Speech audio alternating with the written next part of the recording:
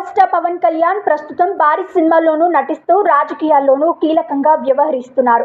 గత ఏడాది తన పొలిటికల్ కెరియర్ లో సక్సెస్ సాధించిన పవన్ ఇప్పుడు మరింత ప్రభావశీలంగా ముందుకు సాగుతున్నారు. పవన్ కళ్యాణ్ స్పీచ్ అంటే సినిమాలోనైనా రాజకీయాల్లోనైనా విశేషమైన స్పందన వస్తుంది. ముఖ్యంగా జనసేన పార్టీ ఆవిర్భావ దినోత్సవ సందర్భంగా ఆయన ఇచ్చే ప్రసంగం ప్రత్యేక ఆకర్షణగా మారింది. ఇది పవన్ విన్నింగ్ తర్వాత మొదటిసారి ప్రజా సమావేశం కావడంతో ఈ స్పీచ్ పై అభిమానులు భారీగా అంచనాలు పెట్టుకున్నారు. నేడు జరిగే సభలో పవన్ ఏమంటారో తెలుసుకోవాలని జనసేన అనుచరులు, సినీ అభిమానులు ఆసక్తిగా ఎదురుచూస్తున్నారు.